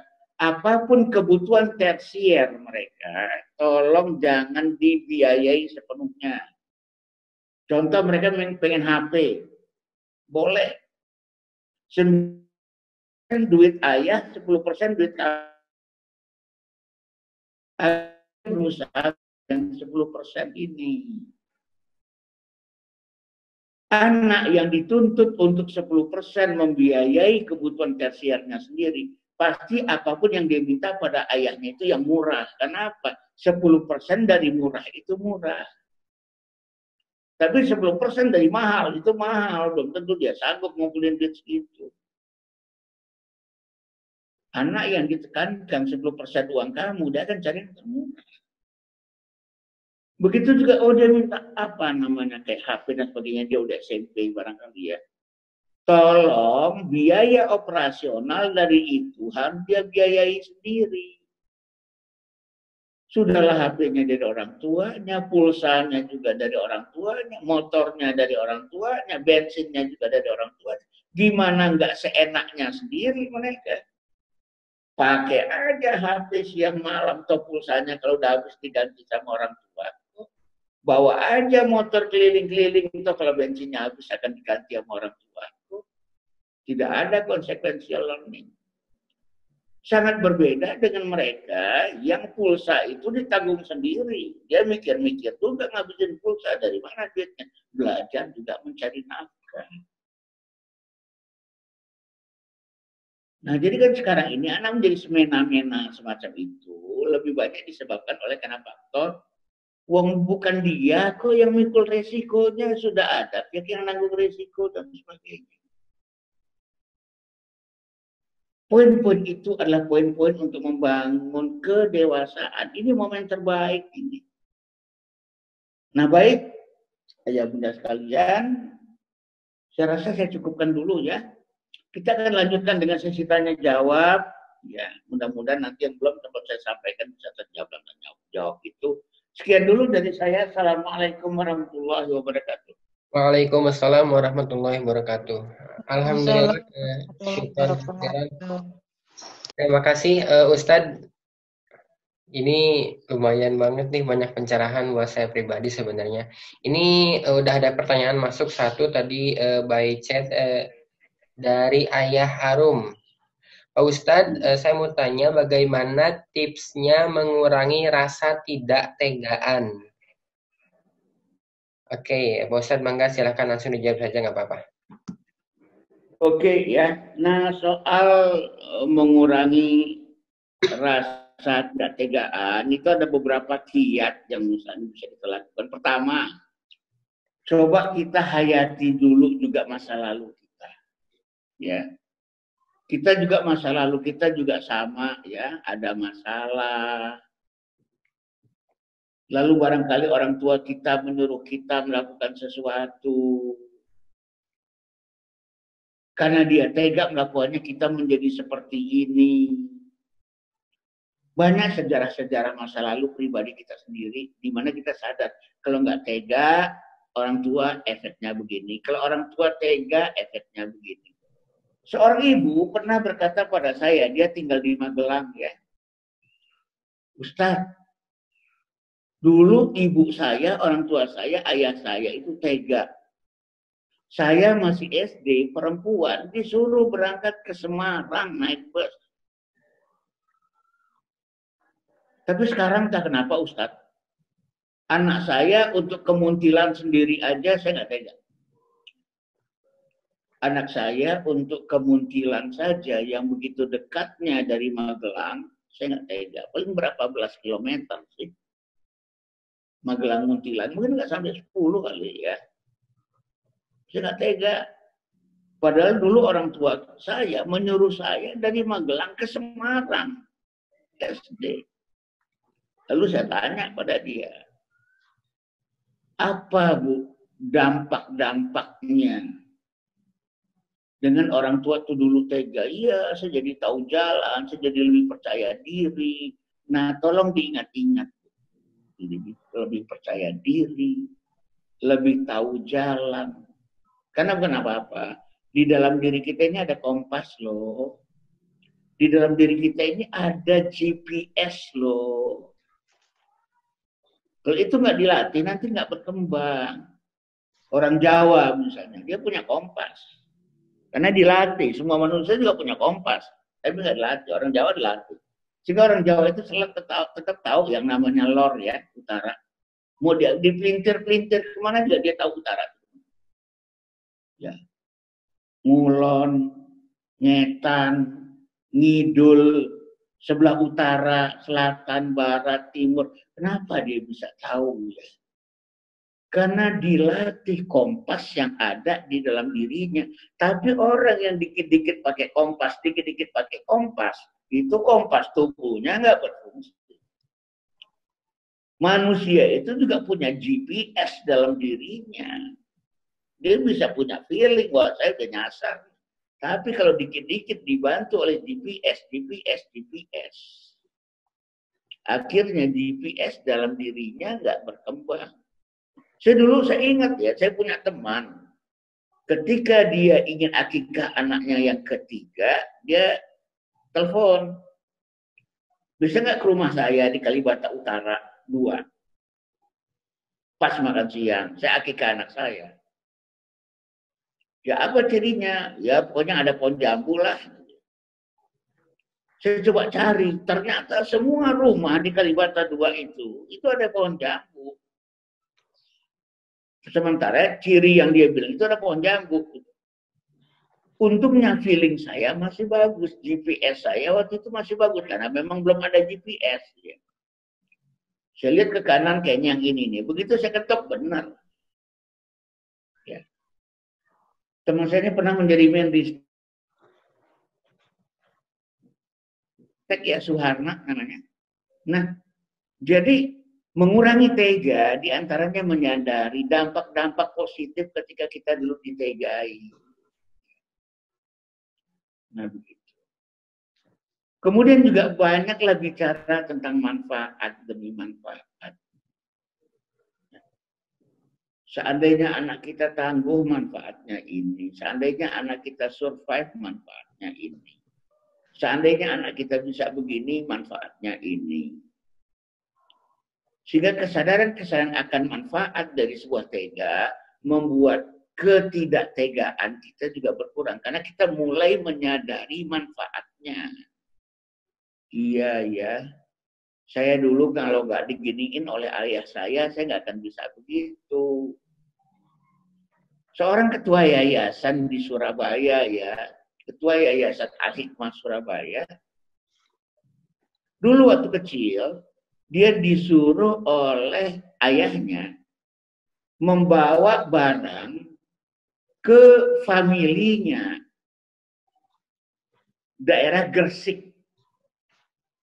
Apa pesannya sama si anak? Nah, tolong kamu ke Jembatan Merah, naik mobil yang warnanya ini, angkot yang warnanya ini, setelah melewati 8 jembatan, kamu berhenti. Persis di sebelah kanannya, sebelah kirinya, itu ada toko orang Arab, toko Amimu. Tanya sama Amimu itu, di mana rumah si Fulan, dia akan tunjukkan. Dan akibatnya saya sekarang ya ditegain begitu oleh ayahku. Aku jadi kalau naik bis juga nggak ini siaga dan sebagainya gitu ya. Lebih punya keberanian dan kepercayaan diri. Karena memang udah pikir-pikir ya, 8 jembatan. Kalau dia meleng aja melihat satu jembatan, itu bisa dia nyasar ke jembatan ke-9. Tapi pengalaman sukses itu akan memupuk kepercayaan diri. Kepercayaan diri itu lahir dari pengalaman suksesnya manusia. Nah, yang terakhir saya katakan, tidak tega itu akan berkurang. Intinya satu, lakukan, just do it. Sesuatu kalau hanya dibahas, diceritakan, dan diteorikan, semuanya menakutkan. Tapi begitu dilaksanakan, biasa aja tuh, tidak seseram yang kita bayangkan. Tidak seseram yang kita bayangkan. Sesuatu itu kalau cuma dipikirkan, dibayangkan, diteorikan, dikonsepkan, dibicarakan, menakutkan. Tapi laksanakan coba. Oh, ternyata nggak sesulit yang dibayangkan ya. Ternyata tidak seseram yang dibayangkan ya. Ternyata tak semenakutkan yang dibayangkan ya. Oh gitu toh, gitu ya. Karena sekali lagi, apa-apa kalau diamalkan itu selalu mudah. Ketika dipikirkan itu susah. Jadi ya berpikir sekali 2 kali amalkan lalu tawakal. Berpikir 2 kali amalkan lalu tawakal. Udah polanya begitu aja. Ya kira-kira begitu ya. Terima kasih. Silakan kalau ada pertanyaan lagi. Oke, ini udah ada lagi pertanyaan yang masuk Ustadz. Terima kasih yang sebelumnya. Ini dari Pak Herdianto.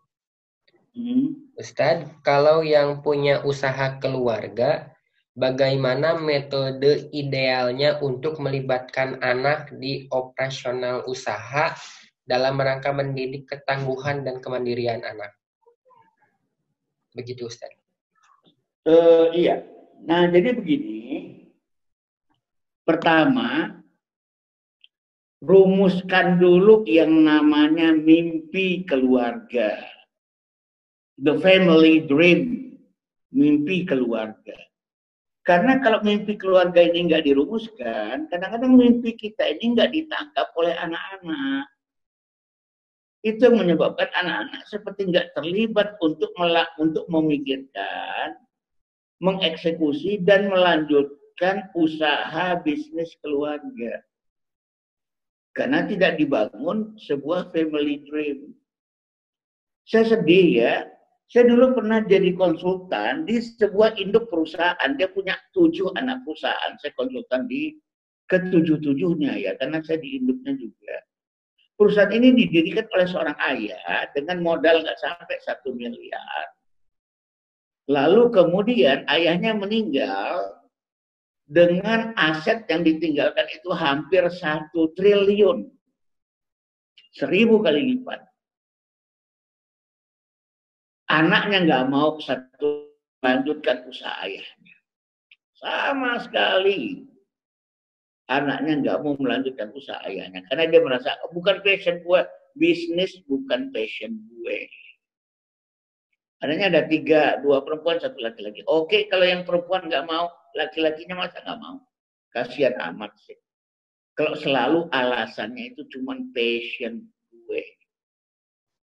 Nah, ini problematikanya adalah ketika sang ayah tak mewariskan nilai-nilai, tak mewariskan mimpi-mimpi kepada anaknya tentang bisnis keluarga ini yang dilanjutkan.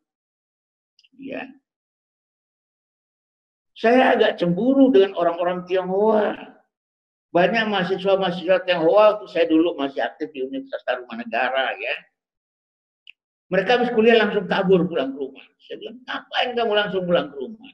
Mau jadi aktivis dulu? Iya bang, bukannya aku nggak mau jadi aktivis bang. Tapi aku harus pulang ke rumah bang. Jaga tokonya papa bang. Melanjutkan tokonya papa bang. Melanjutkan tokonya papa, melanjutkan mimpinya papa, menjaga tokonya papa. Dan dia juga bilang, papa juga melanjutkan mimpinya engkong, bang. Jadi turun-temurun menjadi sebuah dinasti bisnis. Karena apa? Sang engkong sudah menginternalisasi dan mengkarakterisasi nilai-nilai itu kepada anak-anaknya. Jadi bisnis keluarga ini baru akan bisa melibatkan anak-anaknya kalau nilai-nilai dan mimpi-mimpinya itu diwariskan. Saya punya seorang murid ya, seorang pengusaha sukses sebenarnya di Banjar. Dia ini berasal dari keluarga bukan pedagang sama sekali, tapi keluarga guru. Sejarah turun-temurun keluarganya adalah guru. Dia bekerja juga di British Petroleum yang kemudian belakangan diambil alih oleh Pertamina ya. Lalu dia menikah dengan seorang perempuan yang keluarganya adalah keluarga pengusaha. Tiba-tiba keluarga dari istrinya itu bisnisnya bangkrut dengan utang miliaran. Lalu dia minta pada menantunya, menantuku tolonglah bantulah bisnis keluarga ini, hiduplah di bisnis keluarga ini. Padahal dia nggak merasa punya passion di bidang bisnis. Dia udah nyaman bekerja di Pertamina. Okay. Tapi karena ini ada panggilan dari mertua, dia tinggalkan. Lalu dia kelola. Apa yang terjadi? Sekarang dia pengusaha bisnis retail di Banjar, Ciamis dan Tasikmalaya. Kalau seandainya kita ke alun-alun Banjar itu ada sebuah tol serba besar, Pajajaran namanya. Itu milik dia. Dan banyak minimarket ya. Pajajaran minimarket itu punya dia. Sekarang dia udah punya kerajaan bisnis kedua, yaitu bisnis di bidang sayur mayur buah-buahan. Itu grup yang lain lagi. Jadi ada grup retail, dan sekarang ada grup pertanian. Padahal dia dulu merasa ini bukan passion gue. Tapi itulah mimpi-mimpi yang kemudian dibangun dan kemudian ditularkan kepada anak-anak. Ya. Lalu libatkan anak-anak. Tapi sebelum melibatkan anak-anak, bayangkan dulu sebuah cita-cita. Karena kalau cuma sekedar dilibatkan, ya mungkin dia nggak minat. Nah kemudian yang terakhir adalah karena ini adalah bisnis, ada hal-hal yang juga bisa dibisniskan kepada anak-anak. Itu tidak salah. Nah, kalau laku sekian, kamu dapat sekian. Kalau laku sekian, kamu dapat sekian. Kalau terjual sekian, kamu dapat sekian. Atau seandainya kalau kamu ingin mau jadi pencatat keuangan saja, oke, kamu akan dibayar per jam sekian. Awalnya barangkali pakai es krim, pakai permen, sebagainya, pakai duit. Salah nggak? Tidak salah. Karena ini adalah bisnis. Nah, begitu ya. Baik, saya rasa mungkin jawaban saya itu saja. Nah, saya sudah mendengarkan suara azan. Mudah-mudahan nggak ada pertanyaan lagi ya. Dari saya sementara sekian dulu. Alhamdulillah. Billahi taufiq wal hidayah. Wassalamualaikum warahmatullahi wabarakatuh. Waalaikumsalam warahmatullahi wabarakatuh. Ya, kebetulan udah habis pertanyaannya, hanya ada 2 yang masuk pertanyaan. Oke, jadi ayah bunda sekalian, alhamdulillah kita udah selesai. Semoga kita bisa bertemu lain waktu, dan kita juga udah waktunya sholat asar, jadi kita singkat saja. Berikut saya sih menyimpulkan sedikit ini yang tadi sempat saya simpulkan. Pertama, rumah sebagai home education. Jadi momen saat ini ketika belajar di rumah dan bekerja di rumah itu dijadikan bukan sekedar belajar yang dipindah ke rumah, tapi juga rumah sebagai sebuah sarana belajar. Terus yang kedua, rumah sebagai tempat belajar kedewasaan, dari mulai tadi ada ruang teras, ruang tamu, ruang tengah, dapur, dan garasi. Jadi semua punya nilai-nilai pembelajaran yang manfaatnya ternyata luar biasa. Saya baru ngebayangin ternyata rumah itu bisa jadi filosofi pelajaran juga sebenarnya, filosofi belajar. Terus yang ketiga, kolaborasi ayah bunda. Jadi ini sangat penting sekali.